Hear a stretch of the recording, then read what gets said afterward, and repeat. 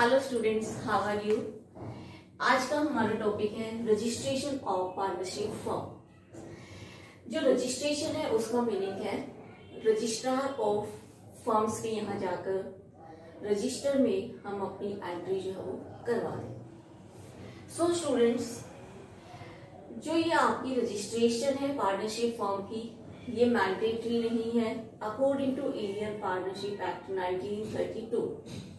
ये absolutely voluntary है, optional है। आप करवाना चाहें तो करवा लें, अदरवाइज ना कराएं। बट अगर आप करवाते नहीं हैं तो इसके लिए आपको काफी डिफिकल्टीज भी जो है वो करनी पड़ सकती है। तो इसलिए बेटर है कि आप अपना रजिस्ट्रेशन करवा लें। तो पार्टनरशिप फर्म का अगर आप रजिस्ट्रेशन करवाना चाहते हैं तो जो रिलेटेड स्टेट है उसके रजिस्ट्रार के यहाँ आपको जाना होगा और अपने आप को रजिस्टर्ड करवाना होगा। तो हर एक स्टेट में रजिस्ट्रेशन कराने के लिए एक रजिस्ट्रार और फर्म की अपॉइंटमेंट जो है वो की हुई है गवर्नमेंट की तरफ से। सो स्टूडेंट्स, प्रोसीजर जो है वो क्या रहेगी, ठीक। तो प्रोसीजर के लिए क्या है कि किसी भी टाइम, सबसे पहले कि किसी भी टाइम जो है वो आप रजिस्ट्रेशन करवा सकते हो। मान लीजिए 2015 में आपकी जो पार्टनरशिप फर्म है वो स्टार्ट हुई, तो ये कोई हार्ड एंड फास्ट रूल नहीं है कि आपकी सपोज 1 अक्टूबर 2015 को आपकी फर्म जो है वो स्टार्ट हुई और आपको सेम डेट पर ही अपनी फर्म को जो है वो रजिस्टर्ड कराना है। आप 1-2 साल बाद भी करवा सकते हो और आप तभी की तभी प्रोसीजर शुरू भी कर सकते हो, आपकी अपनी मर्जी है, ठीक। तो पहले तो ये बात रही कि किसी भी टाइम आप अपनी फर्म को रजिस्टर करवा सकते हो। तो जब भी आपके माइंड में ये विचार आए कि हमने अपनी फर्म को रजिस्टर्ड कराना है, तो फिर हमने क्या प्रोसेस अडॉप्ट करनी है। हम रजिस्ट्रार के ऑफिस में जाएंगे और फर्म के रजिस्ट्रेशन से रिलेटेड एक प्रिस्क्राइब प्रोफोर्मा होता है, उस प्रिस्क्राइब प्रोफोर्मा को लेकर आएंगे। उस प्रिस्क्राइब प्रोफोर्मा में जो भी डेटा, जो भी इंफॉर्मेशन मांगी है, उस इंफॉर्मेशन को हम प्रॉपरली फिल करेंगे और फिर जो भी प्रिस्क्राइब फी है वो फी का जो भी बैकड्राफ्ट है वो लगाकर साथ में, या तो हम खुद जाकर रजिस्ट्रार ऑफिस में डिपॉजिट करवा सकते हैं या फिर हम बाय पोस्ट जो है वो सेंड कर सकते हैं। तो ये हमारी प्रोसीजर जो है वो रहेगी। अब बात आती है कि जो भी आपका ये प्रिस्क्राइब्ड प्रोफोर्मा होता है, इसके अंदर कौन कौन सी बातें आपसे अक्सर जो है वो पूछी जाती है। सबसे पहले आप अपनी पार्टनरशिप फर्म को रजिस्टर्ड करवाने जा रहे हो, तो बट नेचुरल है आपकी पार्टनरशिप फर्म का नाम पूछा जाएगा, ठीक है। पार्टनरशिप फर्म का नाम जो है वो आपसे पूछा जाएगा। इसके बाद ये पूछा जाएगा कि किस प्लेस पर आप बिजनेस करते हो, फर्म्स प्लेस, कि आपका बिजनेस प्लेस जो है वो कौन सा है, कहां पर आप बिजनेस जो है वो कर रहे हो, तो ये आपसे पूछा जाएगा। इसके अलावा यानी कि इनकी आप एंट्री करोगे, आपसे ये पूछा जाएगा, आप ये लिखोगे। और बिजनेस के अदर प्लेसेस जो है वो कौन कौन से हैं। हेड ऑफिस मान लीजिए पर्टिकुलर जगह पर है, तो जरूरी नहीं है कि वहीं पर आप काम करें, और भी डिफरेंट अदर प्लेसेस हो सकते हैं जहां पर आप बिजनेस कर रहे हो, तो वो भी आप मेंशन करोगे। इसके अलावा जो आपके पार्टनर्स हैं, उन पार्टनर्स के बारे में जिस डेट को जो पार्टनर फर्म के अंदर एंटर हुआ वो डेट हर एक पार्टनर की एंटर की जाएगी। अब वो क्यों एंटर की जाएगी, इसके लिए ये है, मान लीजिए ABC 3 पार्टनर हैं, A और B जो है वो आपके 2011 में एंटर हुए, C आपका आया 2015 में। तो 2015 में जब आया तो A और B की जो लायबिलिटी हो चुकी थी वो 1 करोड़ हो चुकी थी। तो 2015 में जब C आया तो उसकी तो रिस्पॉन्सिबिलिटी नहीं है ना 1 करोड़ के लिए। तो ये बेनिफिट है रजिस्ट्रेशन में डेट नोट डाउन होने का, ताकि फ्यूचर में अगर कोई भी डिस्प्यूट हो तो वो सेटल हो सके। इसके अलावा अगर ये जो भी आपके पार्टनर्स हैं उन सभी पार्टनर्स के नेम और उनके परमानेंट एड्रेस, ये भी उस फॉर्मेट के अंदर लिखे जाएंगे। सभी पार्टनर्स के नेम एंड उनका परमानेंट एड्रेस। अगर फर्म किसी पर्टिकुलर ड्यूरेशन के लिए आपकी एस्टेब्लिश हुई है, पर्टिकुलर टाइम पीरियड के लिए एस्टेब्लिश हुई है, तो वो पर्टिकुलर टाइम पीरियड लिखा जाएगा। मान लीजिए आपकी 5 ईयर के लिए, 6 ईयर के लिए, तो आप टाइम मेंशन करोगे। इन सब के बाद जो आपके सभी पार्टनर्स हैं वो अपने अपने सिग्नेचर कर देंगे, या फिर उनकी ओर से उनके ऑथोराइज्ड एजेंट्स जो है वो सिग्नेचर कर देंगे। तो इस तरीके से सारी इंफॉर्मेशन जो है वो फिल की जाती है प्रिस्क्राइब्ड फॉर्मेट के अंदर। तो ये थी हमारी प्रोसीजर फॉर रजिस्ट्रेशन। हाँ जी, कुछ नेम ऐसे हैं जिन नेम्स को पढ़कर आपको ये लगेगा कि इनमें गवर्नमेंट की कुछ जो सब्सिडी है या जो गवर्नमेंट है उनका कुछ सपोर्ट जो है वो आपको मिला हुआ है। तो इसलिए इन नेम्स पर कुछ रिस्ट्रिक्शन हमारी इम्पोज की हुई है, तो ये नेम हम नहीं रख सकते। जैसे कि क्राउन है, एम्परर है, एम्प्रेस है, एम्पायर है, इंपीरियल है, स्टेट है, किंग, क्वीन, रॉयल, तो ये कुछ एक नेम है। इन नेम्स को रखने पर रेस्ट्रिक्शन है। अगर इनमें से अगर कोई भी नाम आप रखना चाहो तो गवर्नमेंट से रिटर्न में आपको परमिशन लेनी होगी, तभी आप रख पाएंगे। अब जब रजिस्ट्रार इन सभी इंफॉर्मेशन से, जो भी आपने इंफॉर्मेशन सारी फिल की अपने फॉर्मेट के अंदर, तो जब रजिस्ट्रार इन सारी इंफॉर्मेशन से सेटिस्फाइड हो जाता है, फिर वो अपने रजिस्टर के अंदर आपकी फर्म का नाम जो है वो एंटर कर लेता है। और जब उसने नाम एंटर कर लिया तो उसके कुछ टाइम पीरियड के बाद आपको सर्टिफिकेट इशू कर देता है। तो इट मीन्स आपकी फर्म जो है वो क्या हो गई, रजिस्टर्ड जो है वो हो गई है। अब आगे क्या है, टाइम टू टाइम कुछ चेंजेस भी आ सकते हैं पार्टनरशिप फर्म में। तो आपकी ड्यूटी बनती है कि जो भी टाइम टू टाइम चेंजेस आए उन चेंजेस के बारे में रजिस्ट्रार को अवगत करा दे, ताकि जो रजिस्टर है उस रजिस्टर के अंदर रजिस्ट्रार भी वो चेंजेस कर ले। तो first one is according to section 60।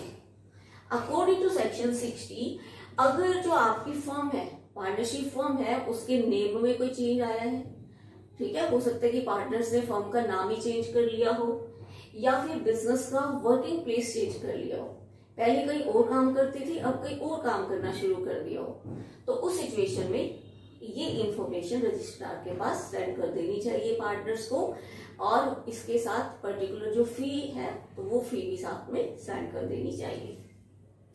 Then according to section 61, अगर फर्म ने किसी पर्टिकुलर जगह पर, जहां पर बिजनेस करती थी वहां पर बिजनेस बंद कर दिया हो, ठीक है, अगर फर्म जो हमने बिजनेस प्लेस दिया था लिखकर, अगर उस बिजनेस प्लेस पर बिजनेस करना बंद कर दिया हो, या फिर किसी नई जगह पर बिजनेस करना स्टार्ट कर दिया हो, तो इन दोनों ही चीजों की इंफॉर्मेशन जो है वो रजिस्ट्रार को दे देनी चाहिए according to section 61।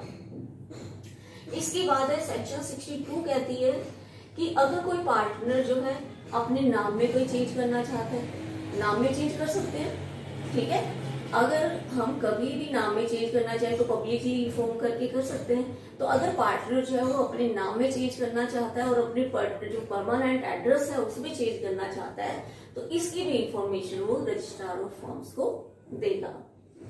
According to section 63 subsection 1, इसमें क्या है कि अगर फर्म की जो कंपोजिशन है उसमें कोई चेंज आता है, कंपोजिशन में चेंज का मतलब अगर मान लीजिए कोई भी पार्टनर फर्म के अंदर आता है, एंटर करता है, या फर्म को छोड़कर जाता है, रिटायर हो जाता है, या उसकी डेथ हो जाती है, तो कोई भी केस है तो उसके बारे में भी जो आपका रजिस्ट्रार ऑफ फर्म्स है उसको अवगत करा देना चाहिए।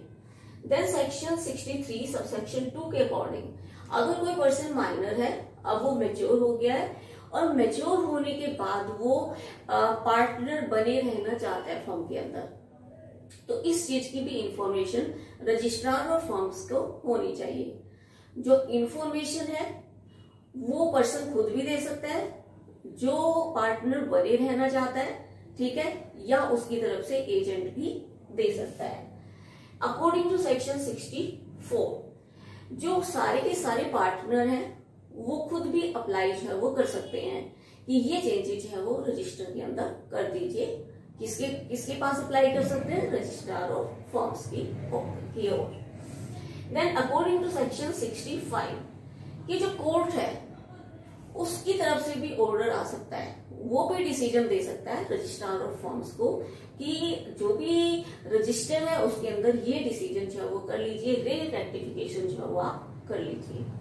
तो रजिस्ट्रार और फर्म्स को कोर्ट का फैसला जो है वो मानना पड़ेगा। इसके अलावा अकॉर्डिंग टू सेक्शन 66 हर एक पर्सन को राइट है कि वो कि जो आपका रजिस्टर है उसको वो इंस्पेक्ट कर सके, रजिस्ट्रार के रजिस्टर को वो इंस्पेक्ट कर सके, देख सके और उसकी कॉपी लेना चाहे तो वो अकॉर्डिंग टू सेक्शन 67 जो फी है वो देकर कॉपी भी ले सकते हैं। अभी जैसे कि हमने बात की कि जो रजिस्ट्रेशन है फर्म्स का वो मैंडेटरी नहीं है, ऑप्शनल है। अब अगर हम नहीं करवाते हैं तो क्या होगा, तो हमें काफी डिफिकल्टीज है वो बियर करनी पड़ सकती हैं। तो क्या कॉन्सिक्वेंसेस होंगे नॉन रजिस्ट्रेशन के, वो हम करने जा रहे हैं। तो जो हमारा ये इंडियन पार्टनरशिप एक्ट है 1932, ये क्या है, ये इंग्लिश लॉ के ही कॉपी है ऑलमोस्ट, ठीक। लेकिन इंग्लिश लॉ क्या कहता है कि रजिस्ट्रेशन करवाना चाहिए, बट हमारा इंडियन कंपनी लॉ 1932 में क्या है कि इसको ऑप्शनल माना है, रजिस्ट्रेशन आपका मैंडेटरी नहीं है, एब्सोल्युटली ऑप्शनल है। सो स्टूडेंट्स, कौन से कॉन्सिक्वेंसेस हैं? First one is no partner can file suit against the other partner. अगर आपकी फर्म जो है वो रजिस्टर्ड नहीं है तो कोई भी पार्टनर अदर पार्टनर्स के अगेंस्ट केस फाइल नहीं कर सकता, ठीक। अब मान लीजिए पार्टनर्स के बीच म्यूचुअल कॉन्ट्रैक्ट्स जो है वो हो सकते हैं, ठीक है, और उनसे क्रिएट होने वाले जो राइट्स हैं उनको रेगुलेट करने के लिए वो आपस में केस फाइल नहीं कर सकते, तो ये नुकसान है।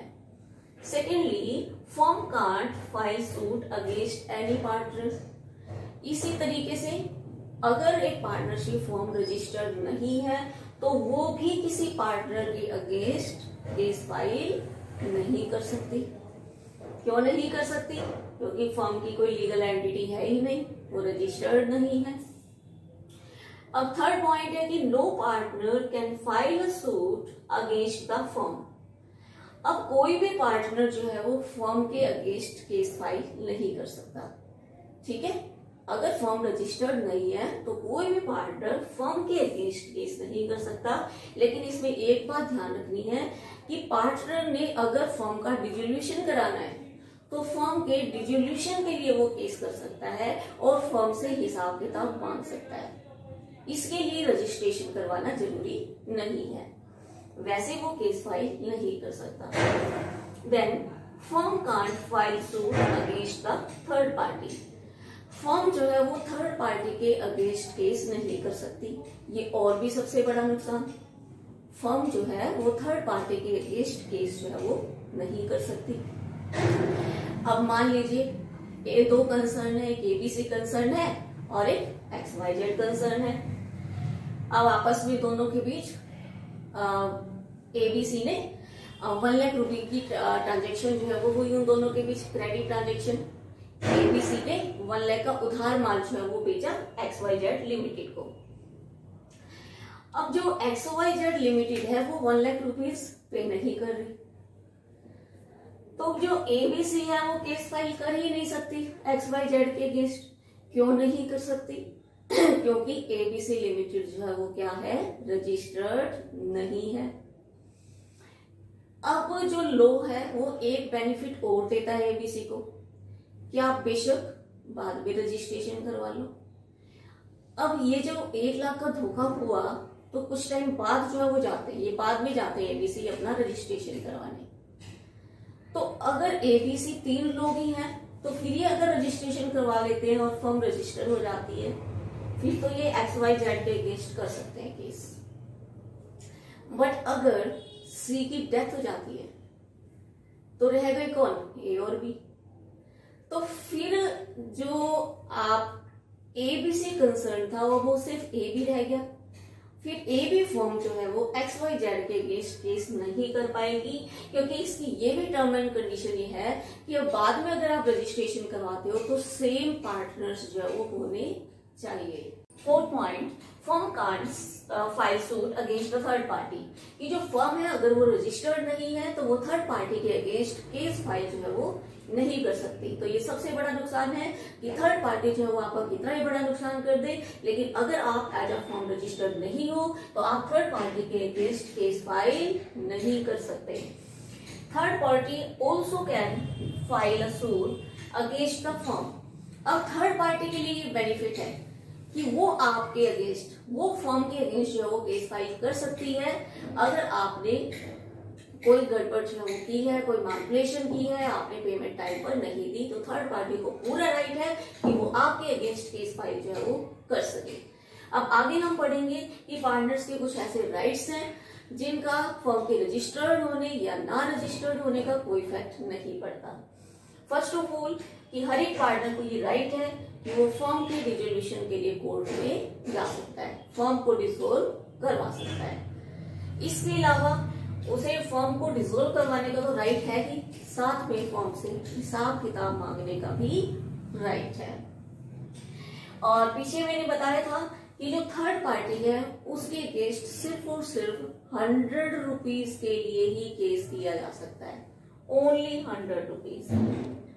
जो ऑफिशियल रिसीवर है वो इंसॉल्वेंट की एसेट को रियलाइज कर सकता है, ठीक है। जो ऑफिशियल रिसीवर है इंसॉल्वेंट पर्सन की एसेट को अपने अंडर ले सकता है, रियलाइज कर सकता है। इसके अलावा उस फर्म या पार्टनर पर, ठीक है, उस पर्टिकुलर फर्म या उन पर्टिकुलर पार्टनर्स पर कोई इफेक्ट नहीं पड़ेगा जिनका हेड ऑफिस आउटसाइड इंडिया है, चाहे फर्म रजिस्टर्ड है या नहीं है।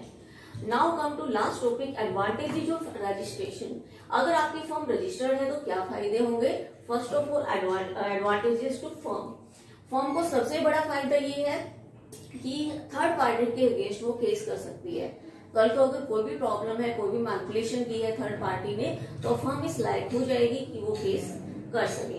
क्योंकि अगर अनरजिस्टर्ड होती थी तो ये बहुत बड़ा नुकसान था कि थर्ड पार्टी के अगेंस्ट वो केस नहीं कर पाती थी। इसके अलावा पार्टनर्स के अगेंस्ट भी केस कर सकती है जो पार्टनरशिप फर्म है वो। देन एडवांटेज टू पार्टनर्स, जो हमारे पार्टनर्स हैं उनको भी एडवांटेजेस हैं।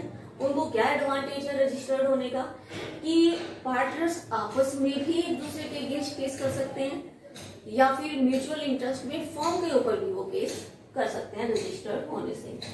एडवांटेजेस टू इनकमिंग पार्टनर, जो आपका इनकमिंग पार्टनर है जो फर्म के अंदर एंटर हुआ है, अगर पहले क्या होता था कि अगर रजिस्टर्ड नहीं होती थी तो क्या था, औरों की ऑनेस्टी पर ही वो डिपेंड करता था। बट अगर रजिस्टर्ड हो गया है, हो गई है फर्म, तो उस सिचुएशन में क्या है कि वो अपने राइट्स के लिए फर्म के ऊपर केस कर सकता है। हाँ, कुछ फील्ड में जो है उसको पहले भी राइट थे, अगर फर्म रजिस्टर्ड नहीं थी तब भी, जैसे कि कभी भी उसने फर्म को डिसोल्व करवाना है तो वो डिसोल्व करवा सकता था, हिसाब किताब जो है वो मान सकता था। बट अब ज्यादा बेनिफिट है रजिस्टर्ड होने से। एडवांटेजेस टू आउटगोइंग पार्टनर, जो आपका आउटगोइंग पार्टनर है उसको क्या बेनिफिट है कि अगर आपका आउटगोइंग पार्टनर है तो उसको अपने रिटायर होने की या एक्सपेल होने की या जो भी है, जो भी केस है जिस कारण से वो फर्म को छोड़कर जा रहा है, इस बात की इंफॉर्मेशन, इस बात वो जो आपका रजिस्ट्रार ऑफ फर्म है उसको देनी होगी और साथ में पब्लिक नोटिस है वो देना होगा। इससे उसको क्या फायदा होगा कि वो फर्म के एक्ट के लिए फ्यूचर में जिम्मेदार जो है वो नहीं होगा। Okay students.